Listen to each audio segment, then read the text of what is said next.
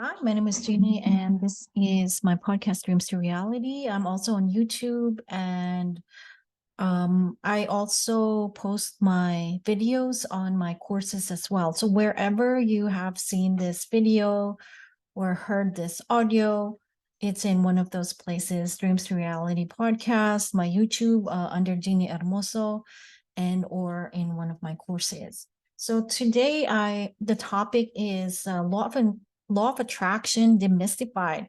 So I'm going to demystify the law of attraction. I'm really like inspired because I enrolled in a Udemy course by Miriam Castilla. So you can check out her course as well on Udemy, Miriam Castilla, Castilla, Miriam. So it's in Udemy, her course, just type out her name. And the way she explained and just organized how the law of attraction works really just inspired me to create this video and to make this video. Also mentioned what she mentioned in that course. And at the same time, I'm adding stuff that I've learned as well throughout the years. So just as an introduction, what is the law of attraction? Basically, if you have not seen the movie The Secret, it's a documentary about how the universe works. Basically, thoughts become things. That's the basic gist of the movie or the documentary. In reality, thoughts do become things, but it's not as simple as thinking about something and then that something appearing into a reality. There's so much more nuances, and I will really explain it in a way that really makes sense and why we need to reprogram how our mind works so that it works for us rather than against us. And I'm going to be sharing the a sort of like a ebook or booklet that I created, and you can also get a copy of that one. And I'll be sharing this screen right now. And I've been doing multiple iterations of this video, but I add more and more things, and then you can check out the previous videos. It may contain like some similar information, but I keep adding to it because I just find the topic so useful and so important as well. So I'm going to share the screen. So I'm going to start with a quote by Alfred North Whitehead. So basically, he said, one of his quotes is, "Our minds are finite or finite. And yet, even in these circumstances of finitude, we are surrounded by possibilities that are infinite, and the purpose of life is to grasp as much as we can out of of that infinitude." So we, if you have been studying the law of attraction, or if you have not, usually they always say law of attraction works all the time. It's like gravity, but just really think about it. So the law of gravity it works all the time. It is what works in our physical reality, in our external reality right now. When you say the law of attraction works all the time, it means that it's ever present. It's how literally the universe works. It's a universal, one of the many universal laws of how reality works. So I think Ms. Castilla said that you attract who you're being, but other law of attraction practitioners also always keep mentioning that you attract who you are being. So this is the typical example that we see, like, you're meditating and you attract love, relationship, homes, and stuff like that into your reality. But for me, although I love the word law of attraction, it seems like it's something out there, but in reality, it's more like the law of projection. It's more like we project into our external reality who we are, and that's what we experience in our everyday life. Because when you say that, oh, I'm attracting this, it's like it seems as if we are not taking responsibility for what we are creating. It's like, oh, something outside of myself, I'm like magnetizing it in my life. but it's actually, you are not magnetizing it per se. You are projecting whatever you believe about yourself, your subconscious reprogramming from childhood or from your ancestors, or your beliefs about yourself, your assumptions. Um, you project that into the external reality. And I'm going to explain why. So we, as human beings, and I'm going to read this. According to our best theories of physics, the fundamental building blocks of matter are not particles, but continuous fluid-like substances known as the quantum fields.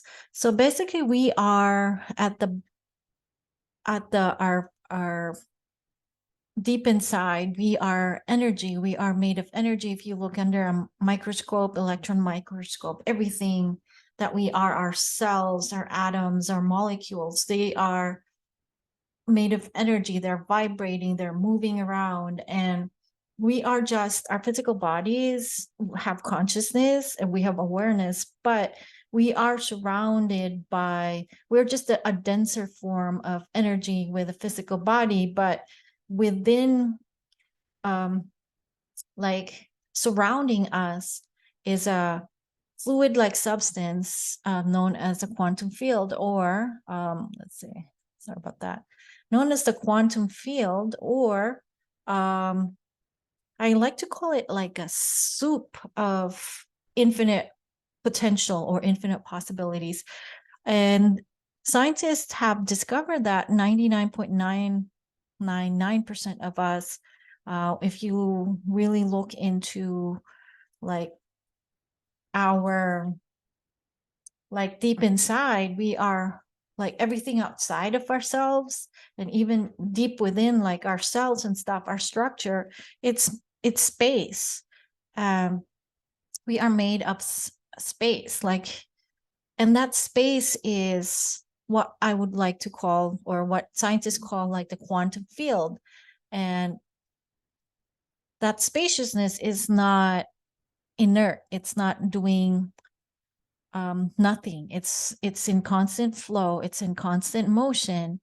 And we literally are surrounded by the space of, or the fluid-like substance known as quantum field, or the space of infinite possibilities. But some scientists call, or some people call it the field of infinite possibilities.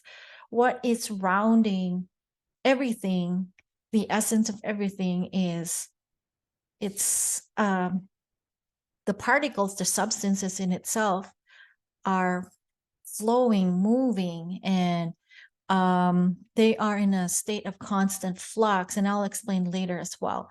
And we are being surrounded by that. It's that field that we are surrounded with is the field of infinite possibilities. So quantum physics is the science of probability. And what they've discovered is that, and I think let's see, Ms. Castillo also explained it in her course as well. But this is how I represent it, because I'm one of those people, I have to like see it, you know. So this is how I represent it because it makes sense for me. So basically, the universe or external reality or space or the quantum field, anything is possible, but it's in a state of flux, and then it's in a state of um it's basically not collapsed yet. Let's just say it's just all possibilities right now. You haven't collapsed it into a single possibility yet. So what happens is that the quantum field, or the field of infinite possibilities, needs an intelligent observer in order to create a certain possibility, to collapse the wave into a particle and create like the external reality of what we think is possible. The only thing about that is that we have filters in space in place. This one is like an external representation, but it's actually a filter in your mind. Usually it resides in your subconscious mind. What it means is that we're not aware that we have filters in place based on our perception, beliefs, experiences, feelings, self-concept, assumptions. We have filters in place, and we project that we project that through the filter, and then externalize it into the field of infinite possibility. So what we think is possible is very limited. And one of my mentors said that it's like you have a filter in place. It's like looking through a pinhole, and this is all that's possible. And you're just focused on that single, like little pinhole that you can see that this is what you think is possible, but literally anything is possible. So there's and I'll explain that more. So basically what it says, scientists have discovered is that the field of potentiality which surrounds us, it's a soupy matrix that surrounds us, that is around us, that is like entangled with us, needs an intelligent observer in order to make sense. And so we move into, so I'm following the flow and then adding some additional things. I'm following the flow of Miss Miriam Castilla's explanation because it makes more sense to follow that flow. So basically, our intention, and this is what she said, the universe knows what you want because you thought of it once. Mind is powerful, it creates reality. Once you have entangled with that idea, it is linked with you. Thoughts of mass, your thoughts of mass, direct thoughts communicate to the quantum field of infinite potentiality or possibility, and you direct those thoughts. You are the creator of your life. You have to match what you desire in terms of frequency and vibration. Basically, because of quantum entanglement, our intention, we project our intention to the field of infinite potentiality, and the field of infinite potentiality will like sense those thoughts or intentions and then recreate that in the external reality. So I'm going to explain quantum entanglement. So quantum entanglement is a bizarre, counterintuitive phenomena that explains how two subatomic particles can be intimately linked to each other, even if separated by billions of light years of space. Despite their vast separation, a change induced in one will affect the other. So when you set an intention, you project that into the field, the quantum field or field of infinite possibilities, and the quantum field of possibilities will like collapse the potentiality and create that single probability or possibility that you have intended or focused on. Basically, that's the simplest explanation. So she used an analogy, and I have also written about it like I think 2 years ago, I think. Yeah, I wrote a book, Dreams to Reality, which is where this podcast is based. Because I also read it somewhere in one of the many books I've read.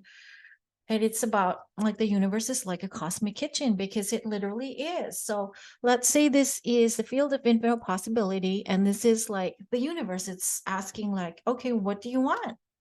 uh what do you want to project into the field of infinite possibility? So it's like ordering from the cosmic kitchen, and just like ordering from a cosmic kitchen or any kitchen, you have to actually be clear that that is what you want to order. Let's say you go to a restaurant and you say, I want to eat salmon. I want to order salmon. Okay. Waiter goes in. We don't have to know how it's cooked. We just really, our job is to just order, make an order, but specific. I mean, like I want this salmon, this type of salmon. I want it grilled with side salad and stuff like that with blue cheese on top. Who knows, what you like to order. And then the universe will just will comply because that's how the field of infinite potentiality works. But if you are not clear on your intention, let's say after a few seconds you said, wait, I want to order beef or a steak, and then okay, but then you cancel your order again. I'm like, nope, I want to order chicken. And then so like the field of infinite potentiality is like, well, okay, so what do you really want? So it cannot collapse that field into particular probability or possibility because you are not clear on that intention. So that's the best explanation I can say. So anything is possible in the field of infinite possibilities. So when you are not creating an intention but we create all the time anyway, and most of it is unconscious. So the quantum particles go back to potentiality. Let's say, okay, I'm not going to order anything yet. So it's just going to stay in that potentiality. But most of the time, because the field is always connected to us, we are connected to the field, we have subconscious thoughts and feelings, emotions, beliefs. They're always projecting, but unconsciously, we don't know this, but we're not actually conscious all the time that this is what we're projecting. And just an example, because I really like to cite like an actual example. Let's say you find a new job, and then you somehow have the same type of bosses, like they're very domineering, and then they're very like they're not nice to you, but the previous job that you left was the same type of boss. And you know why? Because unconsciously you are projecting that same beliefs into the field of potentiality. Like, so you in a way are recreating the same thing, projecting into your external reality the same type of thing, like the same type of people. So that's when choice comes in. It's like, okay, I'm not going to choose that, but I'm going to talk about it much later on. um, this is just to explain how it works, why we're projecting all the time. So we might as well project what we desire rather than not what we desire. So quantum particles are the smallest physical particles that can exist. Sorry about that. I'm just stretching. Sorry. Yeah, sorry, I'm stretching. So quantum particles are the smallest physical particles that can exist without being broken down. So they're the building blocks. So quantum particles have this duality. They are waves or particles. So when they are waves, they are in that field, they are in that potentiality mode. When they turn into particles, they've collapsed, the waves have collapsed, and then you've turned it into that one possibility. So that's what I was talking about earlier, about collapsing the field and then solidifying it into that single possibility of attracting the same type of boss. So the way the quantum field or infinite potentiality field of potentiality works, it's like so your job really is to tune into the reality you desire. It's like and I use this analogy, and my favorite author, Michael Lozier, is very good at explaining it. It's like literally all possibilities exist, but we just tune into the radio station that we desire. But I'm not big on radio anymore, so I usually have cable or Netflix. So it's like a radio station or cable TV. All types of shows exist, and your job is to just choose which channel. So this is where choice comes in, because if we are projecting all the time and most of it is unconscious, why not project something that we consciously desire instead of like living by default? Why not pick the channel or pick the show that we want to create? And a lot of people, because a lot of us are unconscious. I used to be unconscious too before, by the way. But if you're watching this, of course, you are no longer unconscious. You're starting to wake up.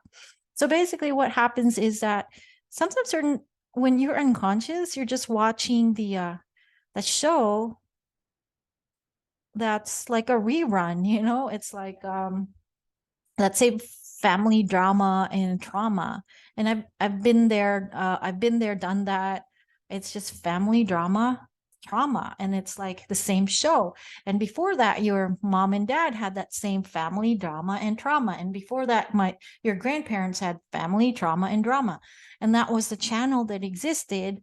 But what if you can just choose something different? And that's what I did. I chose something different. I live in a different country right now, and I chose something different.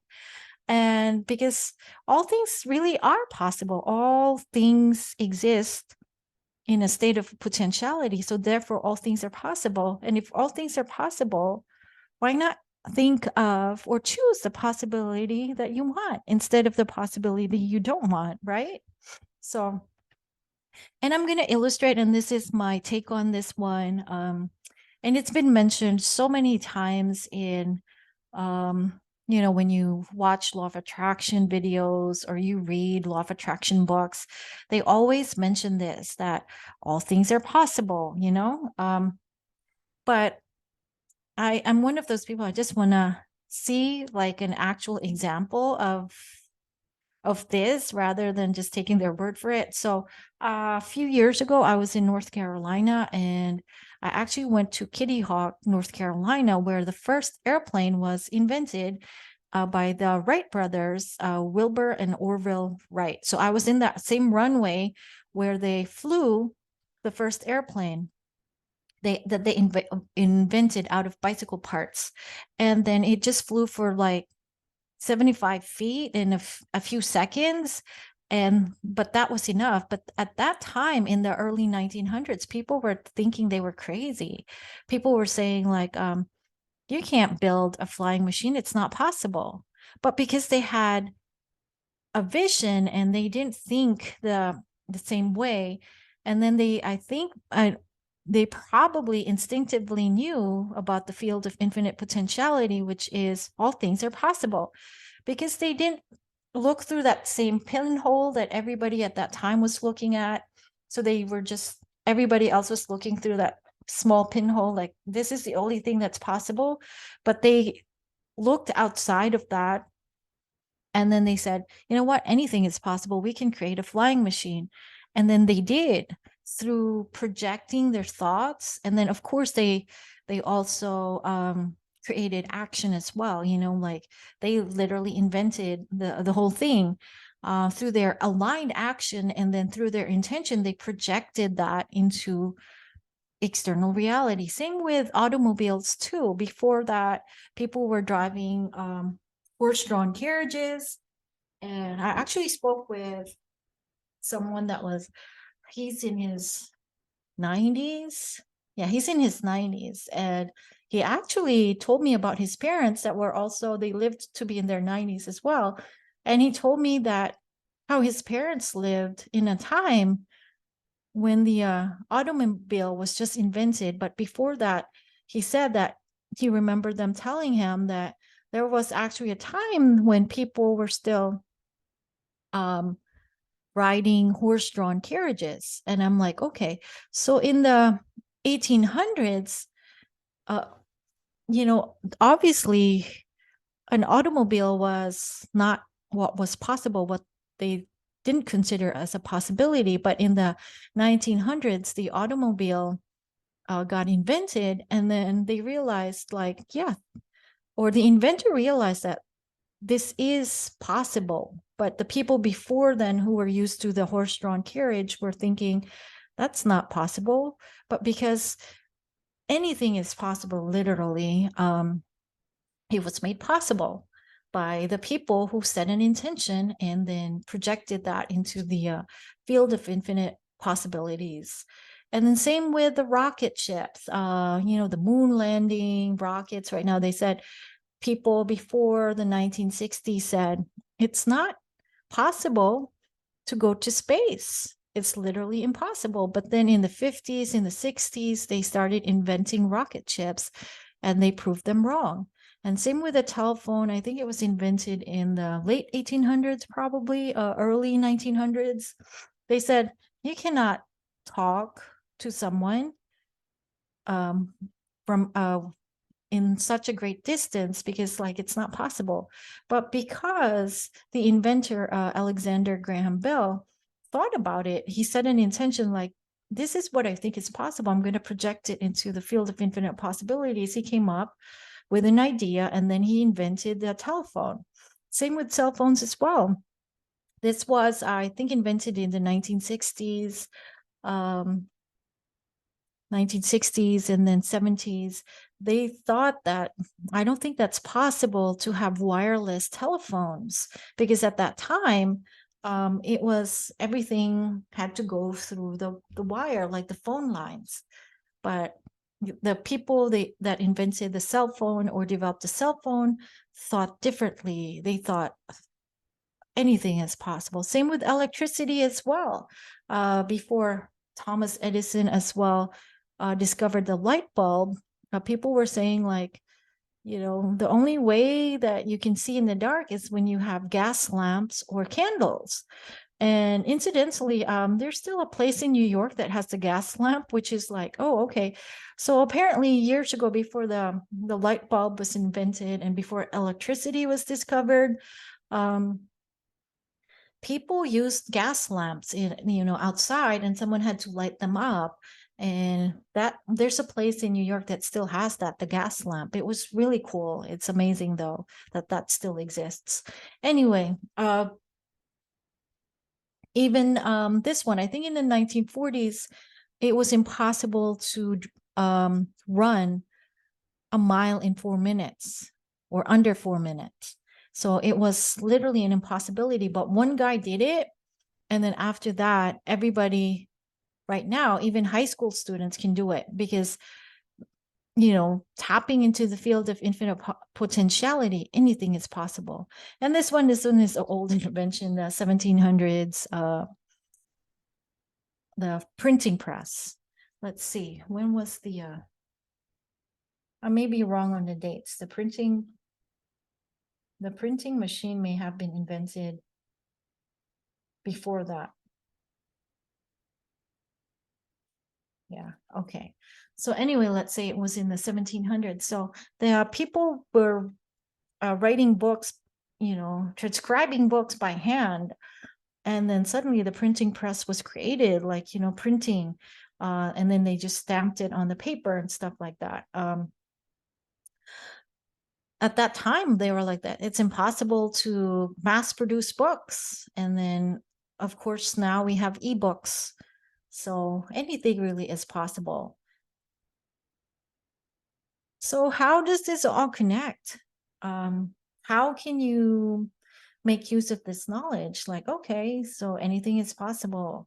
How can I project what I think is possible in my mind into external reality? You do that by rewiring your brain. And how do you rewire your brain? And Ms. Castilla explained it. Mentally rehearse what you want to direct your neurons or your mind or subconscious mind to think, because the subconscious thinks that everything is happening right now. So if you rewire your brain and think of your desire as is already there, like in your mind, mentally rehearsing. And I love the word mentally rehearsing, because that's what Olympians do. So let's just say it's not visualizing, but mentally rehearsing. I love that word. I think we'll use that from now on. Mentally rehearsing of the future reality you are trying to create. You are already living in that state, and it starts to feel normal in your conscious and unconscious mind. And you're doing this consistently for 4 minutes at least. So since the subconscious mind cannot tell what is real and what is imagined, it's basically what you're doing is out picturing the old picture. And since you're out picturing the old picture, guess what? Your external reality will shift and change. So visualize by seeing a picture or pretending, and mind thinks in pictures. And what I like about what she mentioned is that the mind or subconscious mind does not like two opposing ideas. So replace it with a new one, new goal or new idea. It likes repetition, it likes novelty. So, and she mentioned like Olympic athletes, they actually visualize, and it's true, they visualize in order to what you call that, win. And it actually enhances their performance as well when they mentally rehearse or they visualize. And I was just watching a documentary about what's his name, Tiger Woods. So apparently when he was young, 6 or 7 years old, even younger, he was already like mentally rehearsing. Of course he started young as well, but he was mentally rehearsing, and he was visualizing already to be one of the greats. And The same with many great athletes as well. They visualize. And I think Michael Jordan at one point he was rejected in like his high school team because he wasn't that good, but he was mentally rehearsing and he really truly believed in himself, and eventually he became the greatest, one of the greatest athletes of all times. um Also, there's like a new study right now with people with spinal cord injuries. They actually included part of rehearsing or like visualizing that they can move, and they actually regained some function. So it's just really amazing how the world and life works. So, how we create the loop. And so, this is how we create the status quo. And this is really important to remind you that if you are not living consciously, if you're living unconsciously, you will be trapped in that loop unless you wake up. So, this is us. So, we're unconscious and we're projecting into our reality what we believe, is possible. Our filters, with our filters in place, we think like, okay, this is all that is possible in my reality right now. I can't shift and change anything. So what happens is when we look at our external reality, let's say you're in um a bad situation. What is a bad situation? Let's say your family, your family trauma and drama, and a lot of people live with that. So your reality is like, your parents don't get along, and that's all you see day in and day out. And then that's, you think, is the only reality there is. When you look at your external reality, which is really just projected thoughts that are already done, they're already done. When you look at your external reality and then focus on that, that becomes your cause, because you're like, oh, okay, I'm miserable right now, I'm never going to get out of this. And that you focus on that, you keep focusing on your external reality, that becomes the future cause.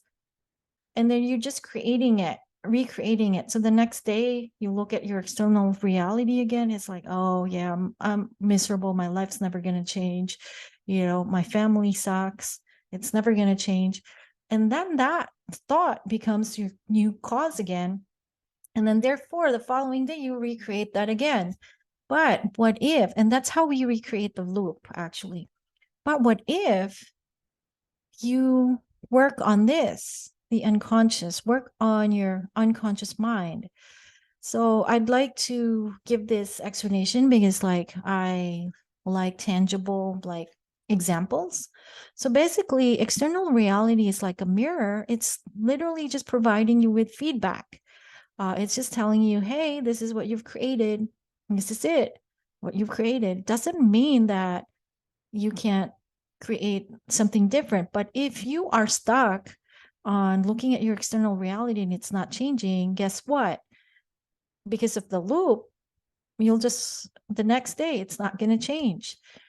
So it's just literally, but once you realize external reality is actually helping you, it's just telling you, hey, this is what you've created for now.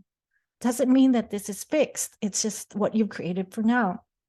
And therefore, it can become an important tool. It's like, okay, I haven't achieved my goal yet. It's a feedback. It's a good feedback. Okay, what can I do differently? So it's always, what can I do differently? And that will change your whole reality if you think that way. What can I do differently that will shift and change my external reality? So to get out of the loop, you have to reprogram your subconscious mind, rewire the brain, use repetition, law of assumption. Assume you're already living in your reality, because remember, your subconscious mind doesn't know what is real or not. So if you're rehearsing, mentally rehearsing your desired reality, guess what? If you're out picturing the old picture, that will create a new picture. And meditation, of course, visualization, superconscious recode, and affirmations. And when I say affirmations, I'm not saying just, nonsensical affirmations or standard affirmations like I'm rich, I'm rich, I'm rich, Um, what I'm saying by affirmations is personalized affirmations. Let's say right now, um, people mistreat you, like people disrespect me. So that's your affirmation, right? And that's what you create in your external reality.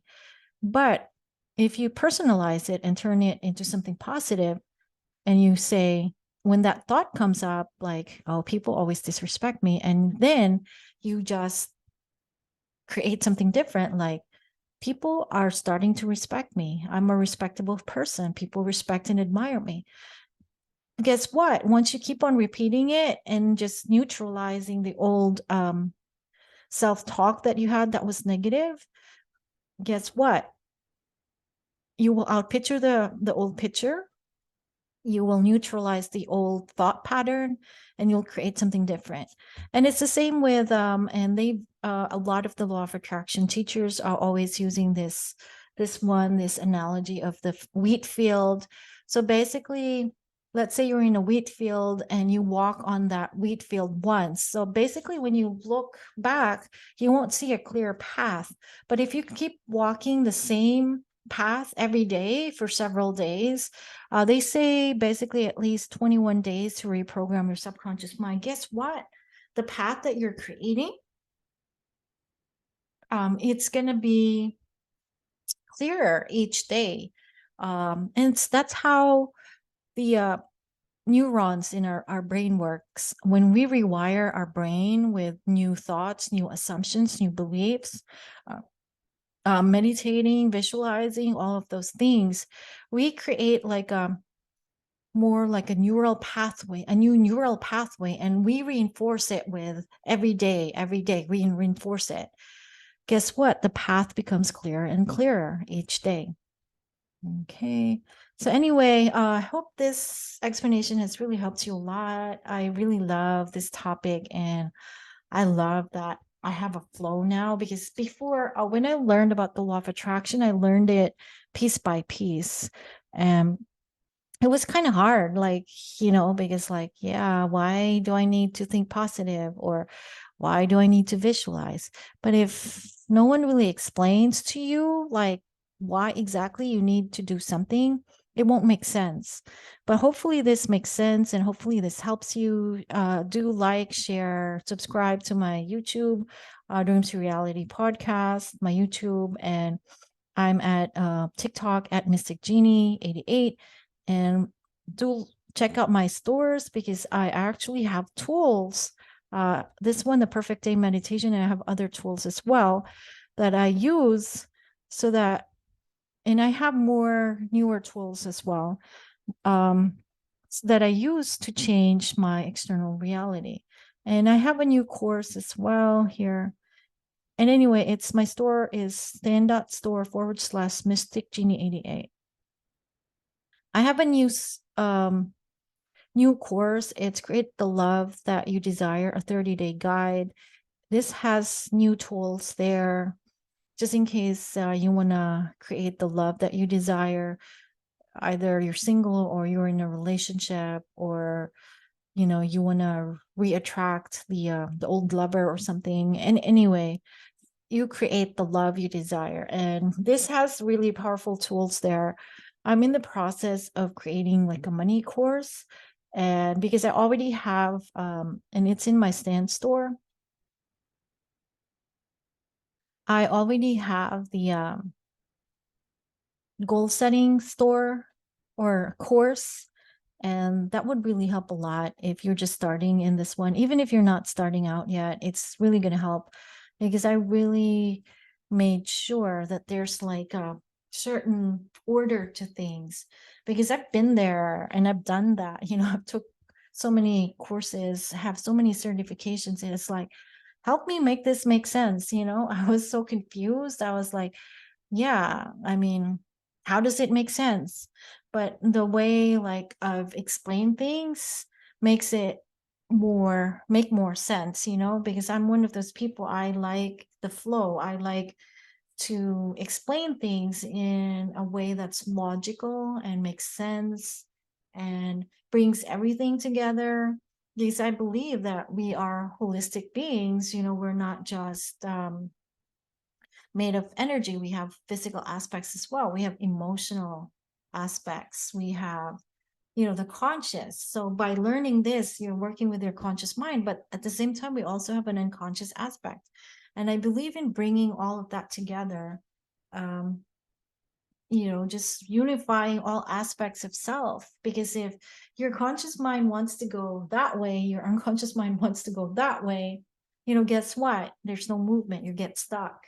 And also, if you don't work with your emotions as well, you are ignoring another, like the inner feedback as well. You're ignoring that. So I have clearing tools, I have everything. Also, if you don't incorporate your higher self as well into this, it's like you're going to be blinded as well. And so I really, really believe that since we are holistic beings, I try to work with all aspects of self to be in alignment. And thank you very much for watching this. I'm going to stop the share.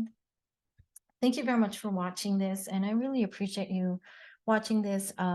There is a free ebook. Just look at the show notes below if you're watching this on YouTube, or if you're listening to this in a podcast. And anyway, if you are watching this in a course, in one of my courses, you already have that free ebook. Okay. Thank you very much for watching, and create the life you desire.